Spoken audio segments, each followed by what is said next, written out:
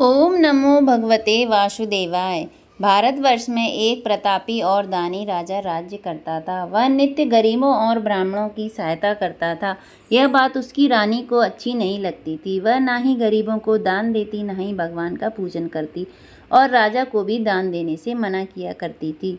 एक दिन राजा शिकार खेलने वन को गए हुए थे तो रानी महल में अकेली थी। उसी समय बृहस्पति देव साधु वेश में राजा के महल में भिक्षा के लिए गए और भिक्षा मांगी। रानी ने भिक्षा देने से इनकार किया और कहा, हे साधु महाराज, मैं तो इस दान पुण्य से तंग आ गई हूँ। मेरा पति सारा धन लुटाते रहते हैं। मेरी इच्छा है कि हमारा धन नष्ट हो जाए, फिर ना रहेगा बांस और ना बजेगी बांसुरी। साधु ने कहा, देवी तुम तो बड़ी विचित्र हो। धन संतान तो सभी चाहते हैं, पुत्र और लक्ष्मी तो पापी के घर भी होने चाहिए। यदि तुम्हारे पास अधिक धन है तो भूखों को भोजन दो, प्यासों के लिए प्याऊ बनवाओ, मुसाफिरों के लिए धर्मशालाएं खुलवाओ। जो निर्धन अपनी कुंवारी कन्याओं का विवाह नहीं कर सकते उनका विवाह करा दो। ऐसे और कई काम हैं जिनके करने से तुम्हारा यश लोक परलोक में फैलेगा। परंतु रानी पर उपदेश का कोई प्रभाव न पड़ा। वह बोली, महाराज आप मुझे कुछ ना समझाएं, मैं ऐसा धन नहीं चाहती जो हर जगह बांटती फिरूं। साधु ने उत्तर दिया, यदि तुम्हारी ऐसी इच्छा है तो तथास्तु। तुम ऐसा करना कि बृहस्पतिवार को घर लीपकर पीली मिट्टी से अपना सिर धोकर स्नान करना, भट्टी चढ़ाकर कपड़े धोना। ऐसा करने से आपका सारा धन नष्ट हो जाएगा। इतना कहकर वह साधु महाराज वहां से आलोप हो गए। साधु के अनुसार कई बातों को पूरा करते हुए रानी को केवल 3 बृहस्पतिवार ही बीते थे कि उसकी समस्त धन संपत्ति नष्ट हो गई। भोजन के लिए राजा का परिवार तरसने लगा। एक दिन राजा ने रानी से बोला कि हे रानी, तुम यहाँ पर रहो, मैं दूसरे देश को जाता हूँ, क्योंकि यहाँ पर मुझे सभी लोग जानते हैं, इसीलिए कोई कार्य भी नहीं कर सकता। ऐसा कहकर राजा परदेश चला गया। वहाँ जंगल से लकड़ी काट कर लाता, शहर में बेचता। इस तरह वह अपना जीवन व्यतीत करने लगा। इधर राजा के परदेश जाते ही रानी और दासी दुखी रहने लगे। एक बार जब दासी और रानी को 7 दिन तक बिना भोजन के रहना पड़ा तो रानी ने अपनी दासी से कहा, हे दासी, पास ही के नगर में मेरी बहन रहती है, वह बड़ी धनवान है, तू उसके पास जा और कुछ ले आ ताकि थोड़ी बहुत गुजर बसर हो सके। दासी रानी की बहन के पास गई। उस दिन गुरुवार था और रानी की बहन उस दिन बृहस्पतिवार व्रत की कथा सुन रही थी। दासी ने रानी की बहन को अपनी रानी का संदेश दिया, लेकिन रानी की बड़ी बहन ने कोई उत्तर नहीं दिया। जब दासी को रानी की बहन से कोई उत्तर नहीं मिला तो वह बहुत दुखी हुई और उसे क्रोध भी आया। दासी ने वापस आकर रानी को सारी बात बता दी। सुनकर रानी ने अपने भाग्य को कोसा। उधर रानी की बहन ने सोचा कि मेरी बहन की दासी आई थी परंतु मैं उससे कुछ नहीं बोली, इससे वह बहुत दुखी हुई होगी। कथा सुनकर और पूजन समाप्त करके अपनी बहन के घर आई और कहने लगी, हे बहन, मैं बृहस्पतिवार का व्रत कर रही थी, तुम्हारी दासी मेरे घर आई थी, परंतु जब तक कथा होती है तब तक ना उठते हैं और ना ही बोलते हैं, इसीलिए मैं नहीं बोली। कहो दासी क्यों गई थी? रानी बोली, बहन तुमसे क्या छिपाऊं, हमारे घर में खाने तक को अनाज नहीं था। ऐसा कहते कहते रानी की आंखें भर आईं। उसने दासी समेत पिछले 7 दिनों से भूखे रहने तक की बात अपनी बहन को विस्तार पूर्वक सुना दी। रानी की बहन बोली, देखो बहन, भगवान बृहस्पति देव सबकी मनोकामना को पूर्ण करते हैं।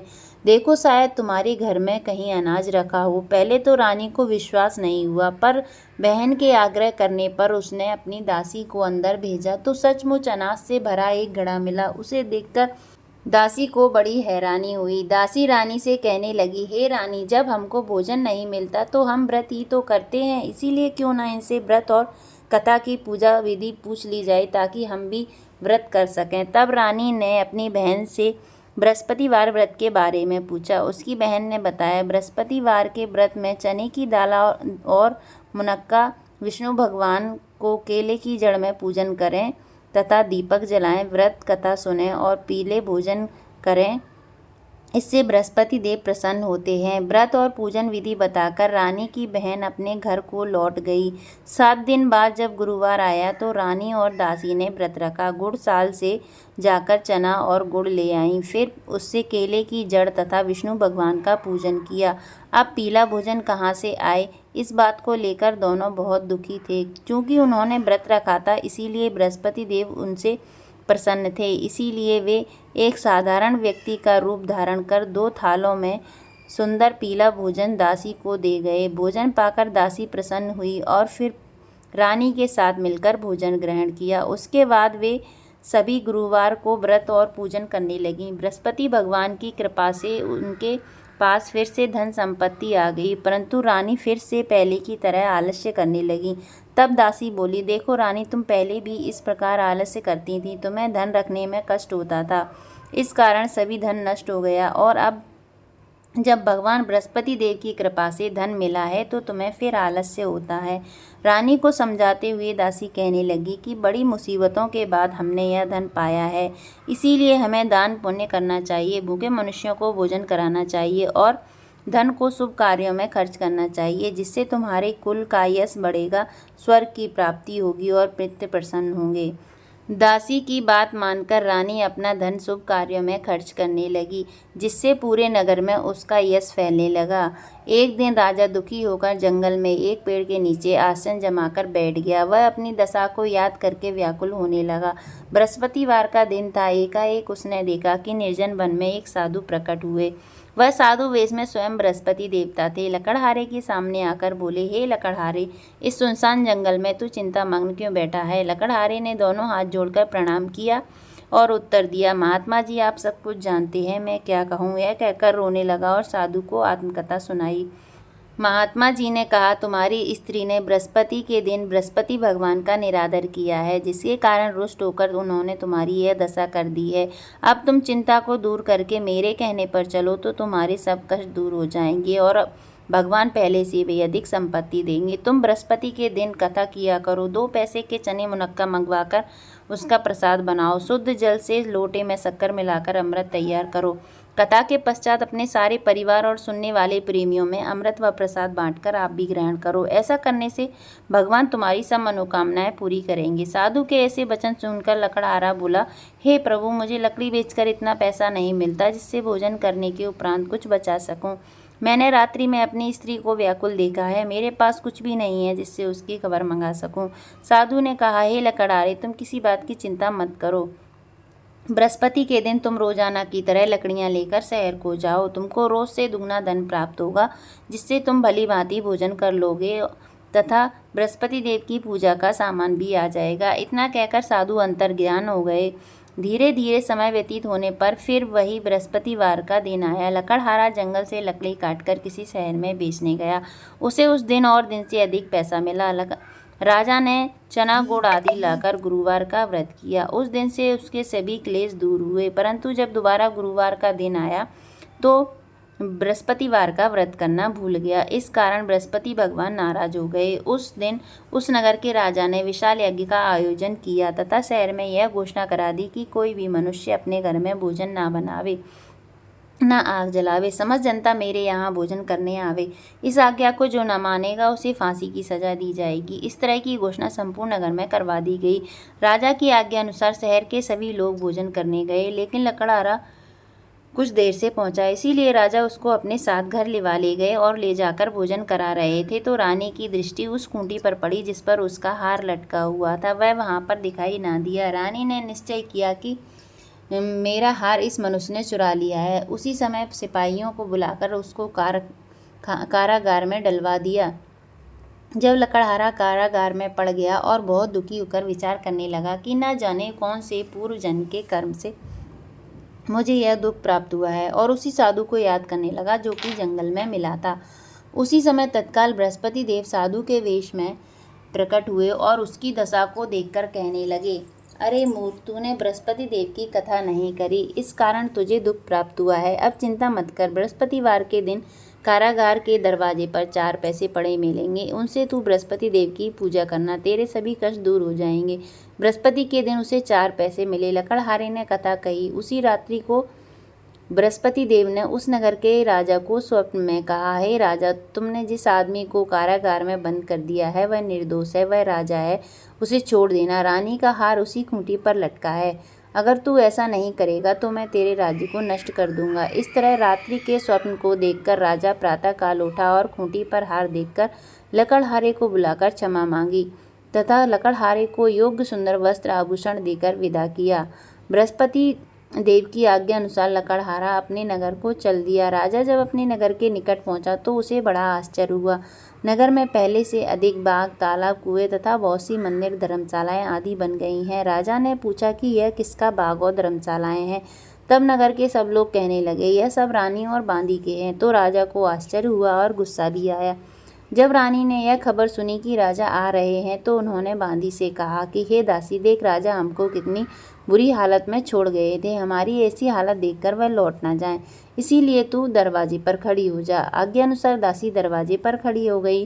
राजा आए तो उन्हें अपने साथ लिवा लाई। तब राजा ने क्रोध करके अपनी रानी से पूछा कि तुम्हें यह धन कैसे प्राप्त हुआ है। उन्होंने कहा, हमें यह सब धन बृहस्पति देव के इस व्रत के प्रभाव से प्राप्त हुआ है। राजा ने निश्चय किया कि 7 रोज बाद तो सभी बृहस्पतिवार देव का पूजन करते हैं, परंतु मैं प्रतिदिन दिन में 3 बार कहानी कहा करूँगा तथा रोज व्रत किया करूँगा। अब हर समय राजा के दुपट्टे में चने की दाल बंधी रहती तथा दिन में 3 बार कहानी कहता। एक रोज राजा ने विचार किया कि चलो अपनी बहन के यहाँ हो आवे। इस तरह निश्चय कर राजा घोड़े पर सवार हो अपनी बहन के यहाँ को चलने लगा।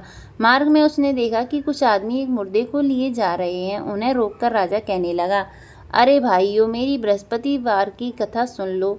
वे बोले, लो हमारा तो आदमी मर गया है, इसको अपनी कथा की पड़ी है। परंतु कुछ आदमी बोले, अच्छा कहो, हम तुम्हारी कथा भी सुनेंगे। राजा ने दाल निकाली और जब कथा आधी हुई तो मुर्दा हिलने लग गया और जब कथा समाप्त हो गई तो राम राम करके मनुष्य उठकर खड़ा हो गया।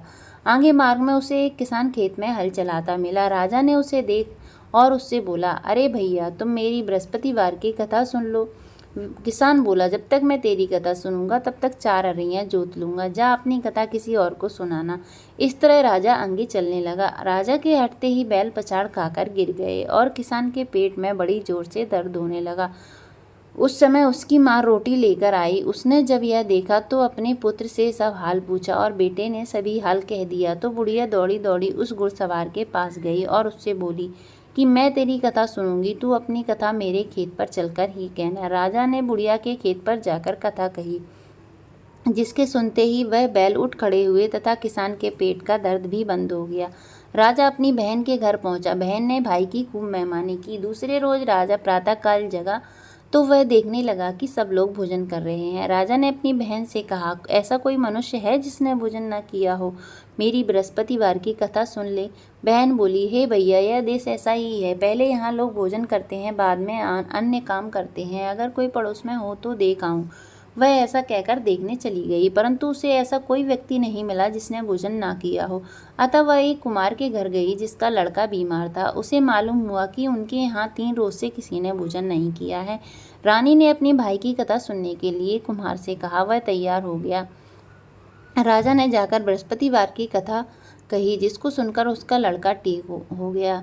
अब तो राजा की प्रशंसा होने लगी। एक रोज राजा ने अपनी बहन से कहा कि हे बहन, हम अपने घर को जाएंगे, तुम भी तैयार हो जाओ। राजा की बहन ने अपनी सास से कहा। सास ने कहा, हाँ चली जा, परंतु अपने लड़कों को मत ले जाना, क्योंकि तेरे भाई की कोई औलाद नहीं है। बहन ने अपने भैया से कहा, हे भैया, मैं तो चलूंगी, परंतु कोई बालक नहीं जाएगा। राजा बोला, जब कोई बालक नहीं चलेगा तो तुम क्या करोगी? बड़े दुखी मन से राजा अपने नगर को लौट आया। राजा ने अपनी रानी से कहा, हम निर्वंशी राजा हैं, हमारा मुंह देखने का धर्म नहीं है और कुछ भोजन आदि नहीं किया। रानी बोली, हे प्रभु, बृहस्पति देव ने हमें सब कुछ दिया है, हमें औलाद अवश्य देंगे। उसी रात को बृहस्पति देव ने राजा से स्वप्न में कहा, हे राजा, उठ, सभी सोच त्याग दे, तेरी रानी गर्भ से है। राजा की यह बात सुनकर बड़ी खुशी हुई। 9वें महीने में उसके गर्भ से एक सुंदर पुत्र पैदा हुआ। तब राजा बोला, हे रानी, स्त्री बिना भोजन के रह सकती है, बिना कहे नहीं रह सकती। जब मेरी बहन आए तो तुम उससे कुछ मत कहना। रानी ने सुनकर हाँ कर दिया। जब राजा की बहन ने यह शुभ समाचार सुना तो वह बहुत खुश हुई और बधाई लेकर अपने भाई के यहाँ आई। तभी रानी ने कहा, घोड़ा चढ़कर तो नहीं आई, गधा चढ़ी आई। राजा की बहन बोली, भाभी, मैं इस प्रकार ना कहती तो तुम्हें औलाद कैसे मिलती? बृहस्पति देव ऐसे ही हैं, जैसे जिसके मन में कामनाएं हैं सभी को पूर्ण करते हैं। जो सद्भावना पूर्वक बृहस्पतिवार का व्रत करता है एवं कथा पढ़ता है अथवा सुनता है, दूसरों को सुनाता है, बृहस्पति देव उसकी सभी मनोकामनाएं पूर्ण करते हैं। भगवान बृहस्पति देव उसकी सदैव रक्षा करते हैं। संसार में जो सद्भावना से भगवान जी का पूजन व्रत सच्चे हृदय से करते हैं तो उनकी सभी मनोकामनाएं पूर्ण करते हैं। जैसी सच्ची भावना से रानी और राजा ने उनकी कथा का गुणगान किया तो उनकी सभी इच्छाएं बृहस्पति देव जी ने पूर्ण की थी। इसीलिए पूर्ण कथा सुनने के बाद प्रसाद लेकर जाना चाहिए। हृदय से उनका मनन करते हुए जयकारा बोलना चाहिए। बोलो बृहस्पति देव की जय, बोलो विष्णु भगवान की जय। बृहस्पति देव की कथा। प्राचीन काल में एक ब्राह्मण रहता था। वह बहुत निर्धन था। उसके कोई संतान नहीं थी। उसकी स्त्री बहुत मलिनता के साथ रहती थी। वह स्नान ना करती, किसी देवता का पूजन ना करती। इससे ब्राह्मण देवता बड़े दुखी थे। बेचारे बहुत कुछ कहते किंतु उसका कुछ परिणाम ना निकला। भगवान की कृपा से ब्राह्मण की स्त्री के कन्या रूपी रत्न पैदा हुआ। कन्या बड़ी होने पर प्रातः स्नान करके विष्णु भगवान का जाप वह बृहस्पतिवार का व्रत करने लगी। अपने पूजन पाठ को समाप्त करके स्कूल जाती तो अपनी मुट्ठी में जौ भर के ले जाती और पाठशाला के मार्ग में डालती जाती। तब ये जौ स्वर्ण की हो जाते तो लौटते समय उनको बीनकर घर ले आती। एक दिन वह बालिका सूप में उस सोने के जौ को फटक कर साफ कर रही थी कि उसके पिता ने देख लिया और कहा, हे बेटी, सोने के जौ फटकने के लिए सोने का सूप होना चाहिए। दूसरे दिन बृहस्पतिवार था। इस कन्या ने व्रत रखा और बृहस्पति देव से प्रार्थना करके कहा, मैंने आपकी पूजा सच्चे मन से की हो तो मेरे लिए सोने का सूप दे दो। बृहस्पति देव ने उसकी प्रार्थना स्वीकार कर ली और रोजाना की तरह वह कन्या जौ फैलाती हुई जाने लगी। जब लौटकर जौ बीन रही थी तो बृहस्पति देव की कृपा से उसे सोने का सूप मिला। उसे वह घर ले आई और उसमें जौ साफ करने लगी, परंतु उसकी माँ का वही ढंग रहा। एक दिन की बात है कि वह कन्या सोने के सूप में जौ साफ कर रही थी।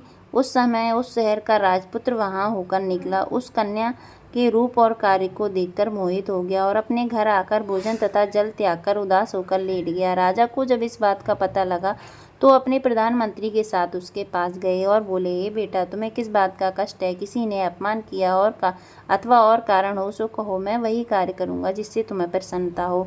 अपने पिता की राजकुमार ने बातें सुनी तो वह बोला, मुझे आपकी कृपा से किसी बात का दुख नहीं है। किसी ने मेरा अपमान नहीं किया, परंतु मैं उस लड़की से विवाह करना चाहता हूँ जो सोने के सूप में जौ साफ कर रही थी। यह बात सुनकर राजा आश्चर्य में पड़ गया और बोला, हे बेटा, इस तरह की कन्या का पता तुम ही लगाओ, मैं उसके साथ तेरा विवाह अवश्य ही करवा दूंगा।